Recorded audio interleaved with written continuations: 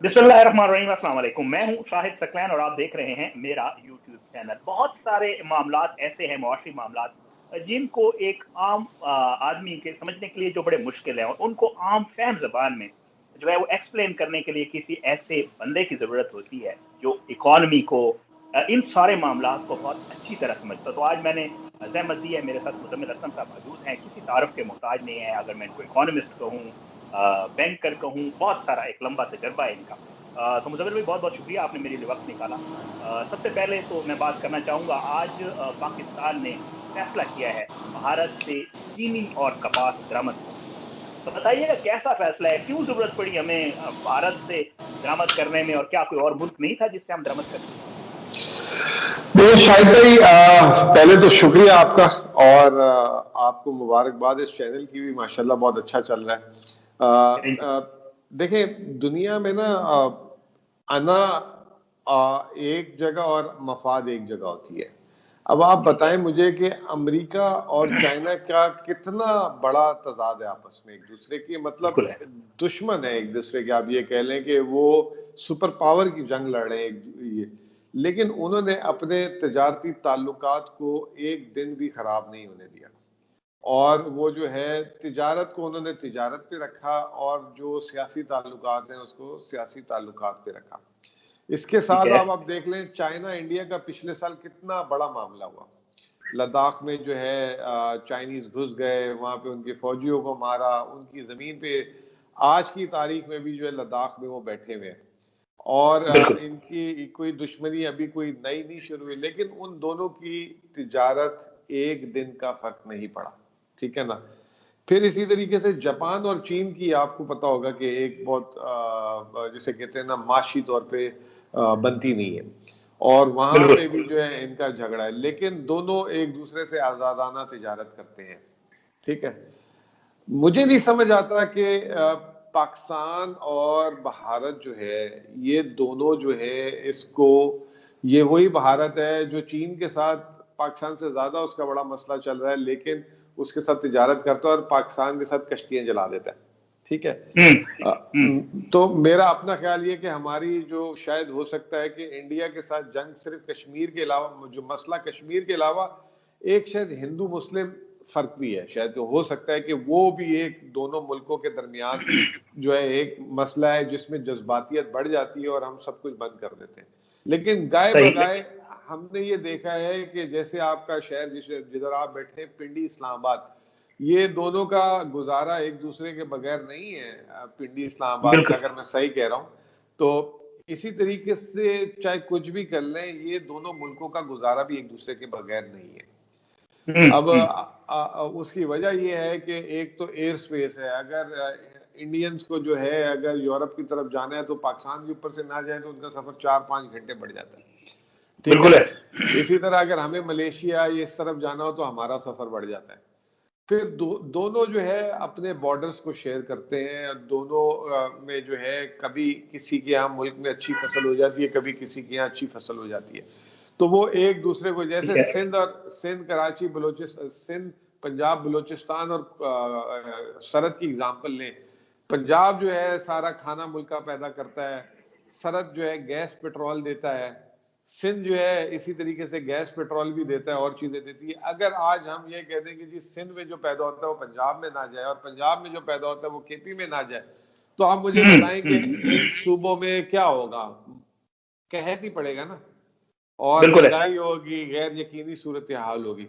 तो ये एक बहुत अननेचुरल सी चीज है कि आप ये कह दें कि जी बस आज से एक इंडिया से एक दाना गंदम का इधर ना और पाकिस्तान से एक टमाटर उधर ना जाए।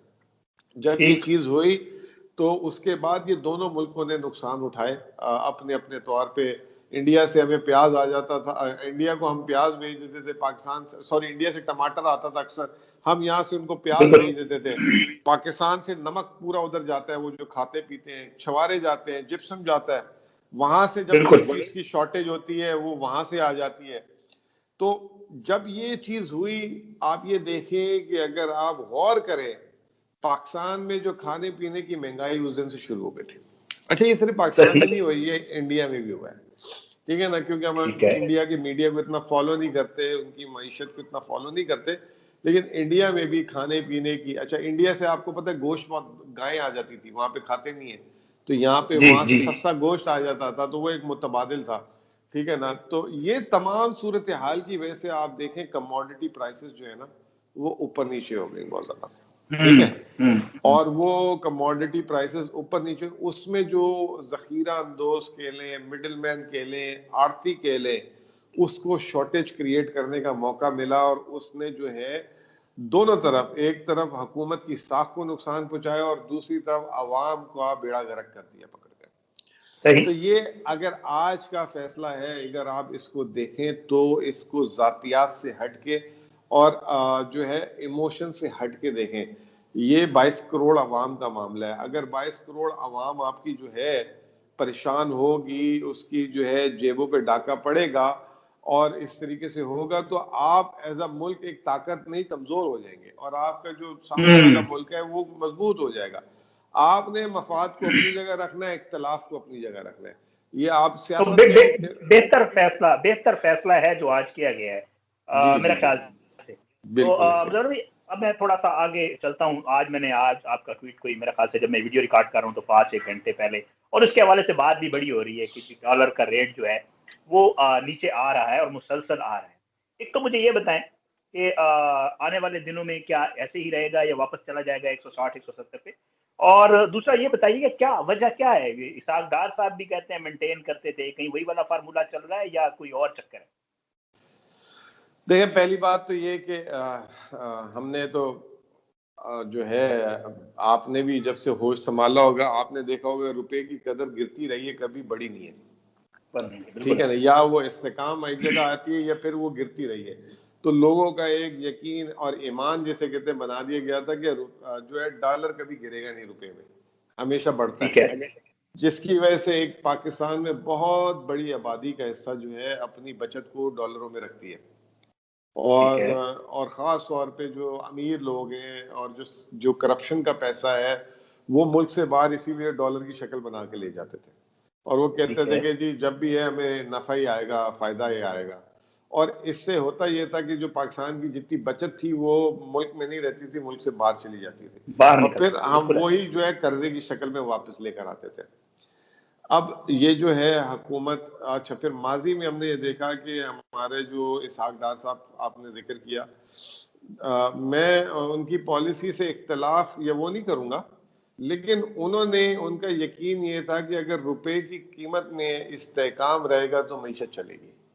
उसके लिए वो क्या करते थे कि वो डॉलर को जो है वो अगर कभी डिमांड सप्लाई ऊपर नीचे होती थी तो वो अपने ज़र मुबादला को जला देते थे, मतलब वो झोंकना शुरू कर देते, फेंकना शुरू कर देते थे।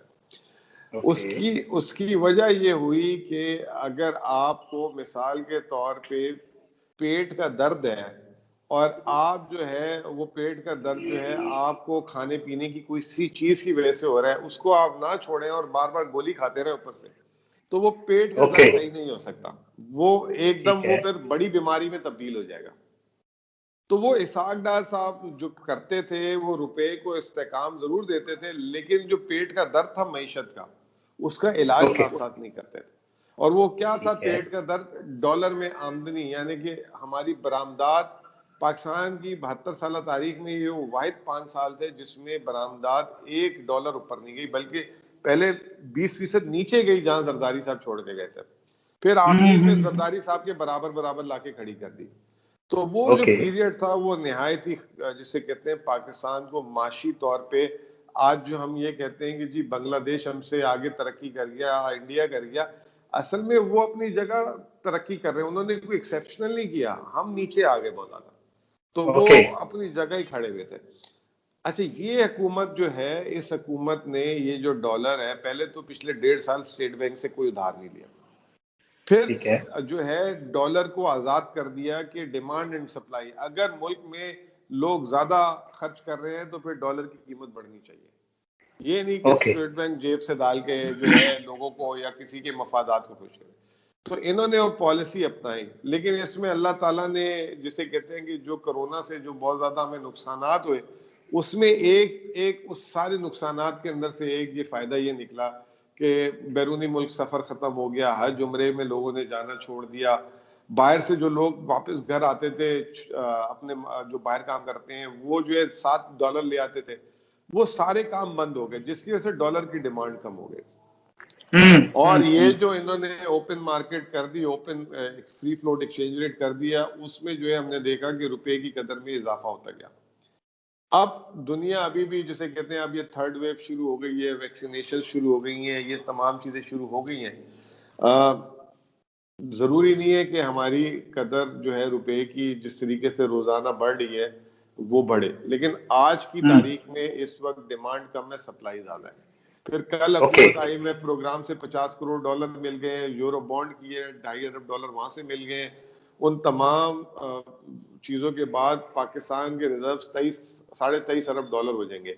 ये पाकिस्तान की तारीख के सबसे ज्यादा रिजर्व है, और ये आखिरी दफा $23 अरब 2015-16 में हुए थे। फिर 15-16 से जब ये आते गए नीचे, PTI हुकूमत जब मिली तो उनको $16.5 अरब मिले थे। उन्होंने भी मजीद खर्च करके जो है इसको $11-12 अरब तक ले गए थे। अब ये $12 अरब से $23.5 अरब पे कहानी वापस आ गई है। अब इसमें बात यह है कि इन्होंने एक काम तो किया कि जो हमारा खसारा था उसको तो खत्म किया, लेकिन अभी तक ये जो डॉलर या रिजर्व्स बढ़े हैं, ये इन्होंने जो है तिजारत या एक्सपोर्ट से नहीं बनाया। अभी ये ओवरसीज पाकिस्तानी का पैसा आ रहा है, थोड़ा सा कर्जे का पैसा आ रहा है, तो उसकी जरूरत है करने की। अगर हमारी आमदनी और एक्सपोर्ट बढ़ती रही, जैसे अभी आपके प्रोग्राम के पहले से में आपने कपास की बात की थी, पाकिस्तान में इस साल कपास बहुत बुरी हुई। अगर टाइमली इंपोर्ट ना करें इंडिया से या किसी और मुल्क से, जो हमारे कारखाने हैं फिर वो बंद हो जाएंगे, और वो जब वो बंद होंगे तो फिर वही रोजगार, हमारी बरामदात कम हो जाएंगी, ये तमाम चीजें। तो अब हमें जो है फोकस करना है, एक अपनी बरामदात बढ़ानी है, दूसरा जो हम दरामदात देखें, पिछले 2 साल पहले तक हमारे मुल्क में तेल के बाद जो सबसे ज्यादा चीज दरामद की जाती थी वो मोबाइल फोन, जिसमें मैं और आप अभी राब्ता कर रहे हैं एक दूसरे से। बिल्कुल। अब जो है हमने देखा कि पिछले चंद माह में पाकिस्तान में मोबाइल फोन की फैक्ट्रियां लग गई हैं। फिर उसके बाद हम जो है दूसरी चीज, गाड़ियां पहले 3 जो है असेंबलर होते थे जापानी, अब कोरिया, चाइना, मलेशिया, वो भी असेंबलर्स पाकिस्तान में आना शुरू हो गए। बहुत सारा जो है बाहर से कपड़ा वगैरह, खाने पीने की चीजें, ये वो स्मगल होकर आ जाती थी। अब हम देख रहे हैं कि ऐसा ऐसा मुल्क की हम वसाइल से जो है चीजों को कर रहे हैं। पाकिस्तान में हमेशा जो है जैतून बाहर से आता था, अब जैतून के बाग लगना शुरू हो गए, तो कंपेटिटिव हो रहे हैं।